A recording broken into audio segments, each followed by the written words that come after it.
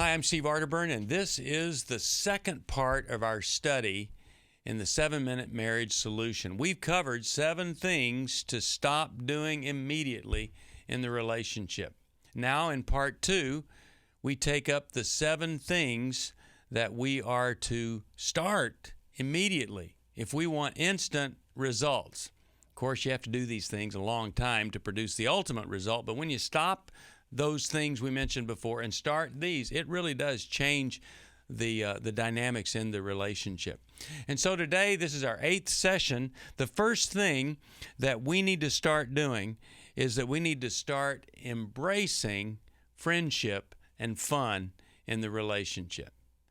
You know, when you got together, unless you're just really weird and strange, and there are some really weird and strange people, but unless you're really weird and strange, you had fun before you got married.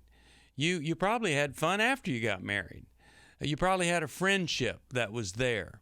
But over the years, we let resentment and bitterness and unmet expectations and disappointment, they clog up or they sludge up the friendship connection and the fun connection.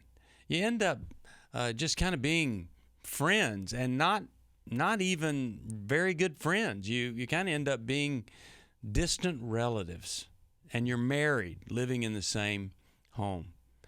And I think that you could stop right now and you could ask yourself, what was it that we did that was fun?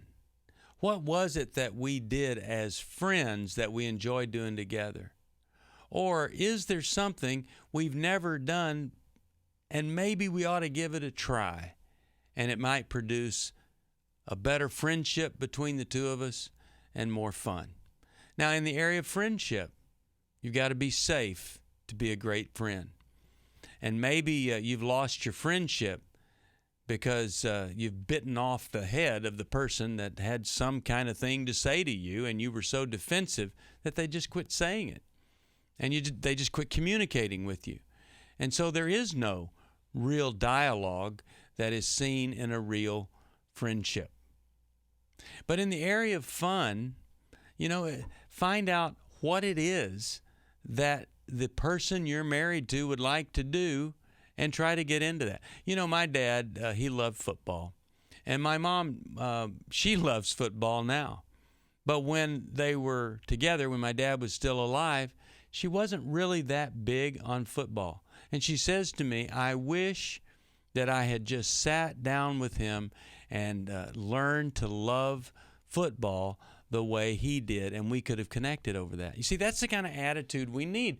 What's fun for the other person? And let's get out of our comfort zone and go do it. Maybe your spouse loves dancing. My grandparents set such a great example for me. They were amazing ballroom dancers. And I watched my parents dance. And so now my wife and I, we're dancers. And we'll be in the mall, and if the right elevator music comes on, we'll just start dancing right there. We've noticed other people will just start dancing.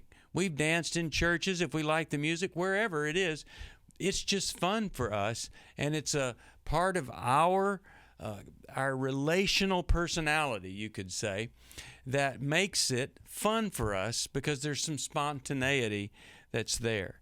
We use a lot of humor. When things happen, we're always looking for what's the lesson in this thing that's happened? Where's the Lord in this thing that has happened? And where's the laughter? And we try to teach our children to see the upside of the downside. Have fun with some of the dilemmas. Twist things around so that other people will enjoy being around you. Not teasing each other, which is usually destructive. Not poking fun at each other, which is usually destructive. But truly having an attitude of fun. Maybe it's going to a class in pottery. We've done that as a family. Maybe it's taking a dance class or two. We've done that. Maybe it's learning how to paint and discovering that you're not that bad at it. We've done that. Put some fun back into your relationship. and put the friendship back into your relationship. You know, the research has shown that if you go out and you do something challenging and risky, for instance, I'm not advocating this, but if the two of you decided to do what George Bush did at 90 or 80 or whenever, jump out of an airplane, it's so scary that if you both do that and you get through it alive, it bonds you together like nothing else will. So out of your comfort zone, doing things that maybe you don't particularly like, but you're doing it for them, and then finding a way to enjoy it. These are the things that you can start doing right now by sitting down and saying, let's make a plan. What is the next thing that we can do when we have the very next opportunity to be friends and do something fun together? Give it a try.